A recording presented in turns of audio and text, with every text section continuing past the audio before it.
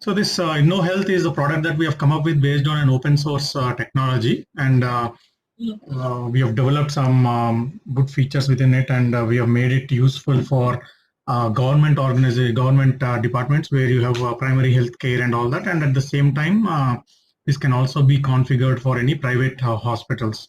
This covers the entire gamut of whatever you do in a hospital, right from registration, appointments, and everything. I'll just show you in a second here. But and at the same time, it is also linked to lab. So if a doctor prescribes a lab test for a patient and the patient goes into the lab, all those reports are automatically integrated back into the patient's records, as long as the lab is within the hospital, of course. So that is also there. And the third option is we have integration with the stock, inventory, and billing. As you can see, these are the three modules. One is clinical service, which talks about a patient walking in till he or she gets discharged or comes out of the OP. And second one is the laboratory, which I was talking about, all the blood tests and all that is done here. Stock, inventory, and billing is basically something that takes care of the pharmacy in terms of what has to be reordered, and billing is also taken care of in this. Most of the things that we have seen is people don't prefer going to the billing module here because this is open source. Generally, hospitals have their own accounting system, so we will be able to integrate their accounting system into ours if required. But otherwise, our focus will be more on the clinical service and laboratory services. Okay. So if I get into clinical services, let me just log in.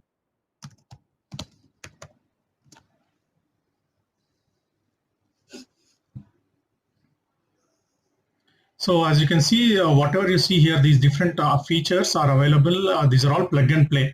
So if there is a clinic that doesn't have inpatient, let's say this one here, we can always switch it off. Similarly, if they don't have a radiology department for their x-rays and all that, we can switch it off or plug it back in if it is a bigger hospital and things like that. So this can be installed even for standalone clinics that do not have inpatient facility, just outpatient. This can also be done for bigger hospitals. And at the same time, this can be rolled out to government of different states because of the same thing that we have for PHCs, primary healthcare centers, secondary healthcare centers, and all that. So we can also come up with new programs. They have created sample program that was created. These are outreach programs like TB and all that. These are different programs. So COVID-19 it could be one best use case for a program, especially if the vaccine comes out into the market. I think that this program can be created here, and we can track on how much of the vaccine is being administered in different areas, and what is our success rate, and how much should we do still, and similar to what we did for polio, for example. Okay, so this is something at a government level we can do.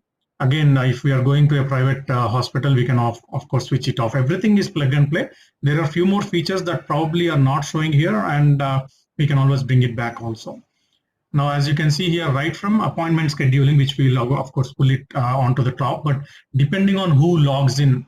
So if I have a role called receptionist, the person will only be seeing appointment scheduling and registration. Okay. Similarly, doctors will see clinical.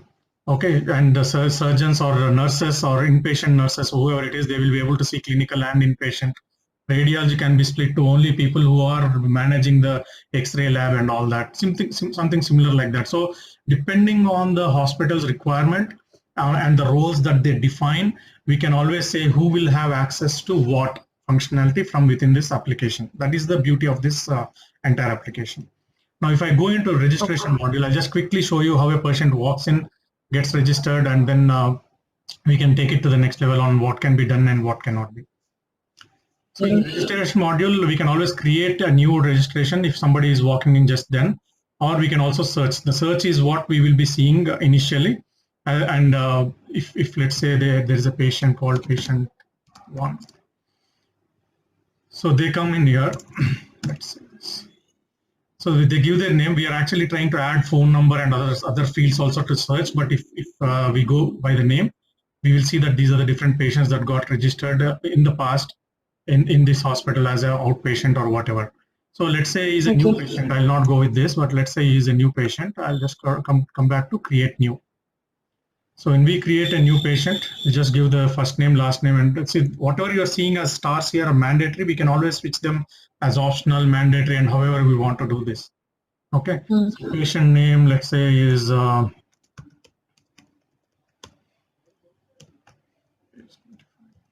you can either, if you know the age, you can do that, or if you do the date of birth, you can calculate the age automatically.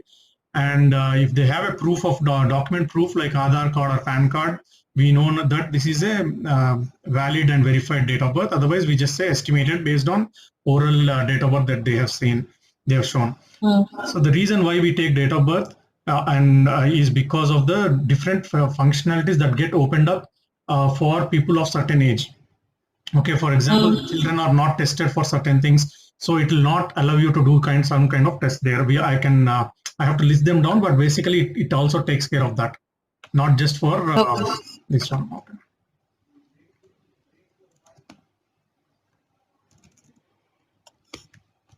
So these are the sample villages that are already here, but I'm selecting, but we can always add as much as we want. So basic details during registration, including a photograph of the patient that walked in. So if you click on this, it will automatically switch on the camera of your laptop. And as you can see, it will show my picture here. Click photo, confirm photo. So my ID card also will be printed now. So there are government, as I said, this is something that we can roll out to government also.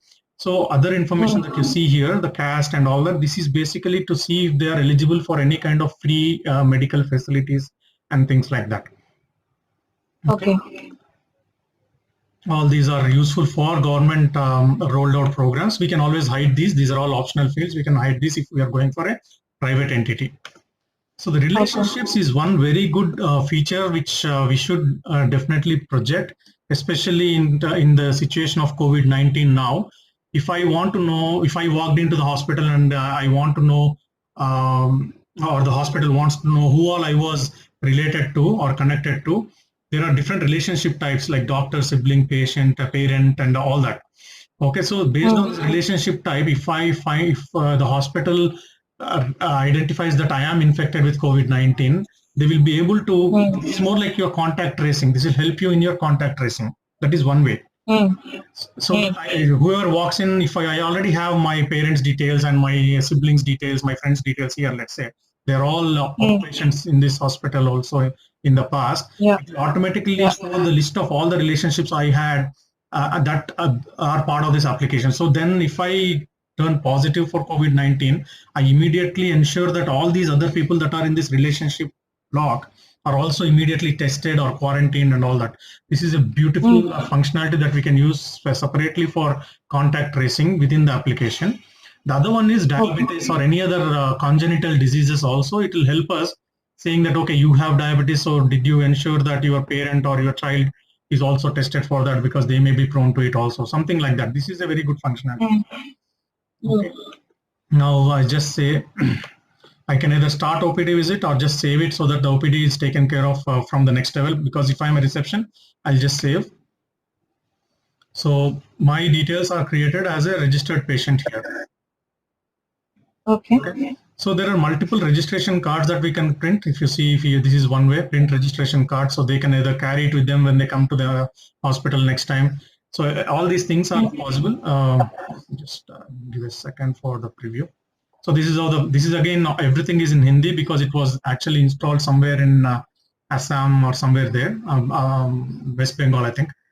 But we can always change this back to English and everything is configurable. Okay. So now let's say the patient got registered and we are starting the OPD, outpatient.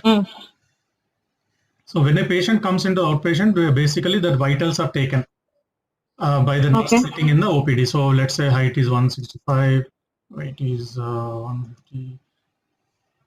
Registration fees, I'll put it as 0 for now and then 0.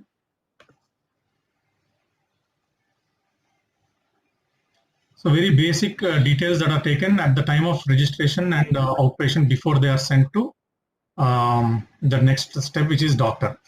So if you can see here, height and weight, based on this height and 150, this is the kilograms that we are giving. Let's say I just change it to 60. Otherwise, it will show the BMI status and whether the person is severely obese and all that. So that is one way. So by the time the doctor looks at this data, they will know that there might be some issues. So again, based on this height and weight, it will show the BMI and whether the BMI status is normal or not. So this is the basic vitals that they collect at the time of registration and going into the OPD. Now, once the person is registered, let me ABC, right? So this is what happens at the reception desk or the front office or the registration place. So the doctor, once they get in, this is where the doctor gets in. The clinical module is what is accessed by the doctor. Okay, so I'm just showing from the same user ID different roles that are played. So when the doctor comes in, they see that this new data that we have created, A, B, C, D, E, F. So this is a new patient. So they select that patient because they are assigned, and then they do the next step of collecting the data. Okay. So this is the dashboard of the patient based on whatever we have entered so far. So height and weight is only things that we have entered so far, as you can see here. Okay. So the doctor, once they start the consultation, they have to click on this consultation button on the top. Okay. So in this, if either the doctor or the chief nurse sitting with the doctor will take additional vitals. Okay. So these vitals. Yeah. If you click on the vitals, it will again say pulse. If I say, let's say 75, automatically it turns into abnormal, as you can see here on the right. The ranges that we are giving 72 to 72 is something again which is configurable. So if the hospital says 72 to 76 is normal, they will configure it there, or we will configure it for them there, and automatically it will show normal or not. Okay. So similarly 120 and 80 and things like that. So basically everything, all the vitals that the nurses generally take. Let's say I just commit at 100. SpO2 is 102. Okay, so once this is done, the doctor goes in, and now the doctor does the chief complaint. So let's say vomitings or whatever, lead in vomiting. So these are the complaints are also preloaded, or you can create new one for let's 2 days. So chief complaint notes, vomiting, something like that. So I don't know what are the doctors type in there, but smoking history, yes or no, examination notes, everything that they can do. If there are some images that the patient has brought in, they can also do the uploading the file, consultation images. And if there is a video, telemedicine is something that we can do and upload the video here. So with the social distancing, we can also use that kind of things. So this is what they do in consultation. Along with that, the doctor has observations, diagnosis. These are all the different tabs on the top. So the doctor continues to do the diagnosis. So let's say uncomplicated, whether it is primary or secondary, whether confirmed, all this something that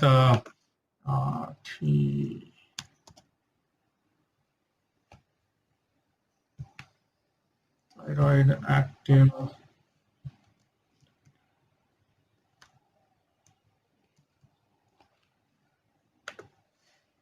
So basically past history and everything is shown here.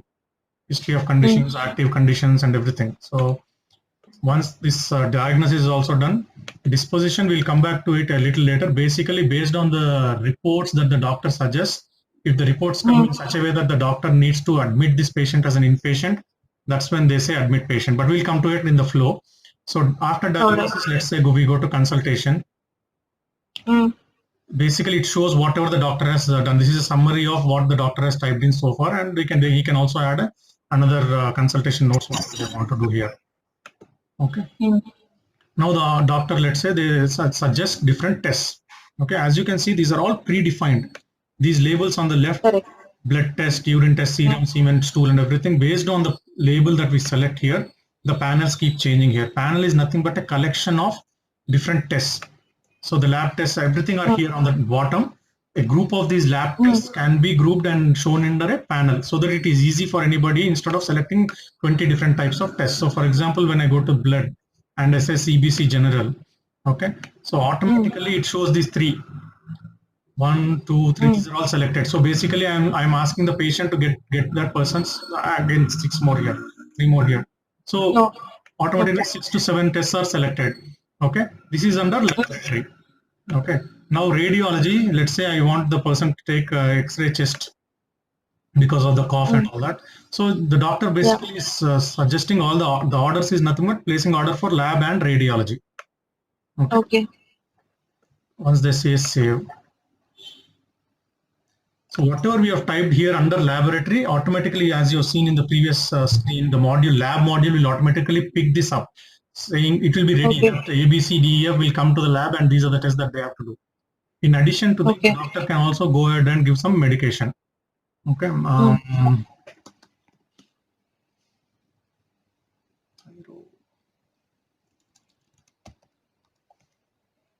Metformin tablet.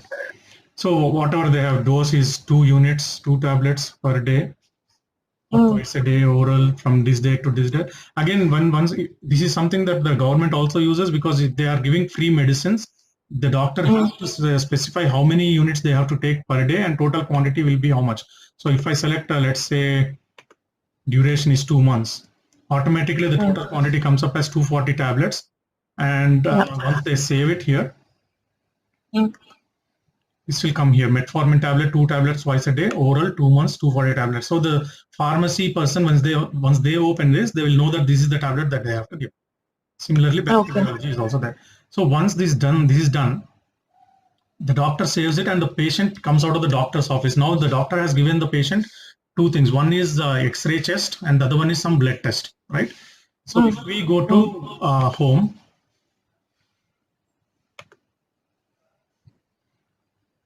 there is this module called radiology upload. Yeah. This is where the X-rays get done. So now we have moved away from the doctor's clinic. We have moved to the patient. The patient has gone to the X-ray room. He has taken the X-ray, let's say. So the X-ray department technician, they will come here. Let's say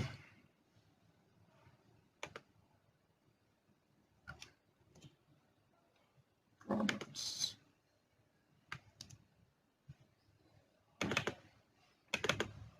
I've just selected some X-rays here. Previously, so uploading them.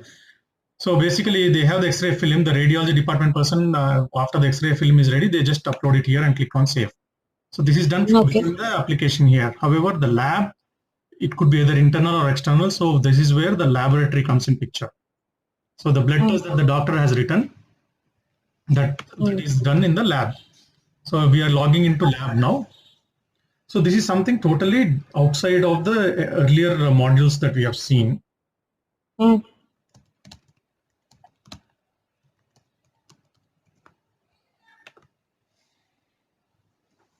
this module is used by the lab technicians only. As you can see, to show the lab dashboard, automatically ABCD of the patient that we created just now is already here. So there are two sections here: samples to collect and samples collected. So in today, samples to collect, in today, it will show my details. If I have given the sample and the details are already there, then it will show under the samples collected. So the assumption is physically the person has walked into the lab, given the blood test. So they do the collect sample here.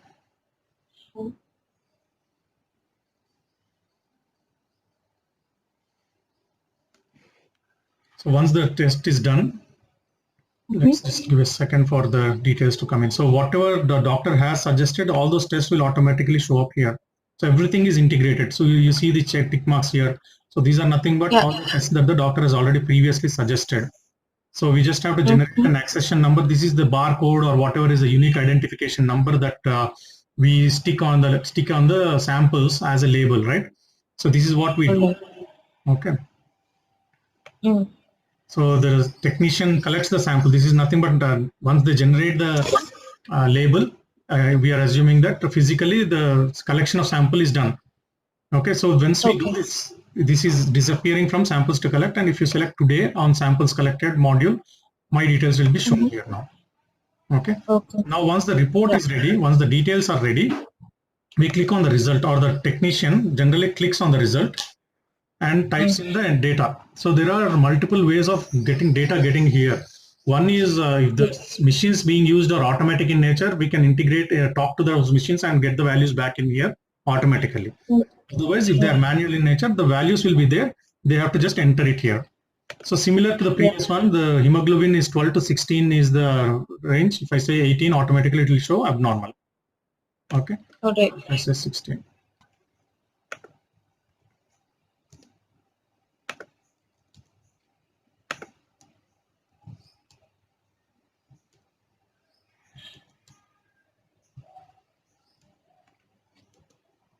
So the technician enters these details based on whatever they have tested, and the lab tests are ready. Now what happens is, because there will be multiple technicians doing it, there is also a supervisor on top of them to just check whether these values are correct or not before it is given to the patient, so that there are no manual errors. So the second part, which is validate, is used by a supervisor of that technician. Again, this is something that we can completely bypass depending on how we want to configure it. But basically, the supervisor comes in, sees what the technician has entered, and either accepts all, rejects all, or rejects one or two depending on that. So let's say this 22 is completely abnormal. It should be at least 2200. Okay, you can say accept all, but basically reject this. Similarly, if everything is good, they just say accept all and go ahead and save it. So this is when the report and the details are ready for the technician to send it out to the patient. So this happens in the lab. Okay. Now in the lab, when we do this, they can also do a printout. Let's say the patient walks back in and says, I want a printout of my lab test. That is what we all do generally, right? So they can do this printout, and whatever values we have seen earlier, that is a PDF that comes in here.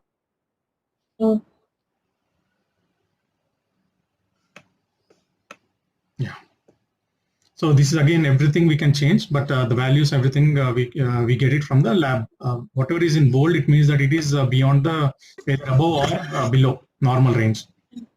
Okay.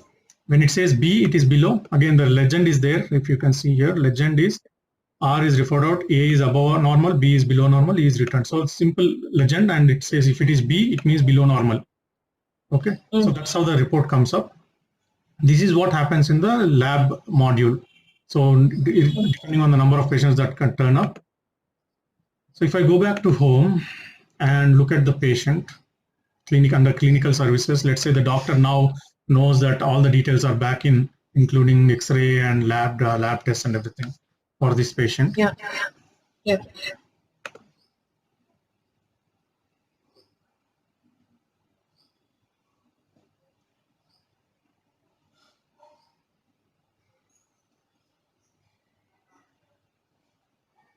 Okay, this is how the new dashboard looks like. So as you can see here, all the lab results, the ones that we entered from the lab here, they are all showing up in this module now.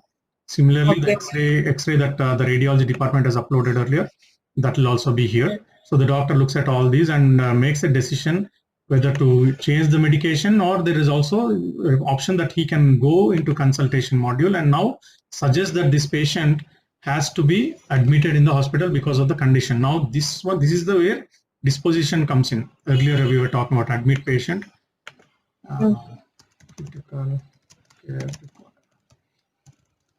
Something like this, and then say admit. So once the doctor says admit patient, what happens is, depending on the module, depending on the department that this doctor is part of, the inpatient's nursing system, nursing station, that is what we call it as, they will be able to see that ABCDEF is now waiting for a room to be admitted in.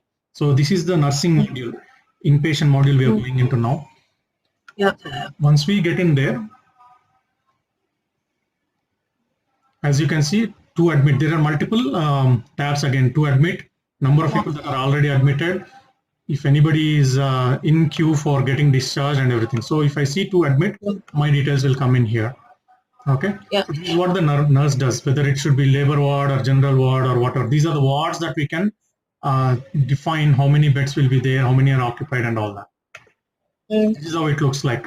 So it just like your red bus and all, it will show how many wards are available, how many beds are occupied, what is available, and everything here. Okay. Within general ward, if I have to admit, let's say I want to admit this patient in 304A. So I just click on admit. So I originally walked in as outpatient. Now because the doctor is saying get admitted, it will changing my status from OPD to inpatient department. Do you want to start? And I'll just say yes. So automatically I'll become an inpatient now. Okay. And bed 304A is assigned successfully. So whenever I click this and see, it will show me the details of who is there. Now in future, let's say, so all these wards and how many beds should be there in each ward, everything is configurable. Now if the doctor finally, let's say, decides that somebody has to be discharged based on the, we'll just discharge the same person for now. Based on the treatment provided at the hospital, if the doctor is satisfied and they do the discharge summary and everything, they go to consultation. Under disposition, you'll see now transfer patient or discharge patient. Transfer patient is, let's say, somebody joined in the cardiology, but because of the complications arrived at during admission, they might want to transfer the patient to a different department now. Or if they want to discharge. So everything good, all good, go home, let's say. So the doctor is confirming that this patient can be discharged. This is when you see that in the nursing station, my details will now be shown as ready to be discharged.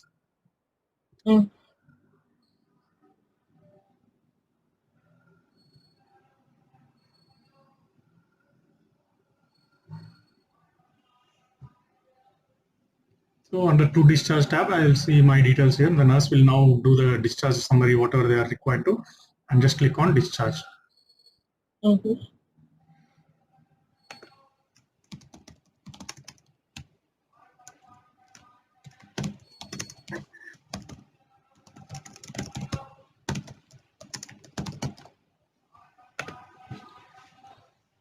So this is the, and then immediately the bed also 304A will automatically get vacant available for others. Yeah. So this is how it is done. The bed management and everything is something like where you can define how many beds should be there, what should be the layout of the beds, everything that we can define. And the others are anyway, these are interfaces that are required for internal transfer of data. So this is your end-to-end patient walking in and walking out either as an outpatient or inpatient and then getting discharged. Appointments, again, as I said, this is something that we can define different doctors that we have to add as the care providers, and then outpatients and all, they keep calling saying I need an appointment and all that, right? So this is where we can do, we can add appointments for different patients. This is a simple appointment calendar, so not a big deal. So this is the module or the product that we have, Sirisha, for hospitals. Standalone network hospitals, hospitals without any inpatients, government department, healthcare centers, everything. We can plug and play all these modules, configure them as much as we need, as the business needs, to make it useful for them, and very easy to use. That's it.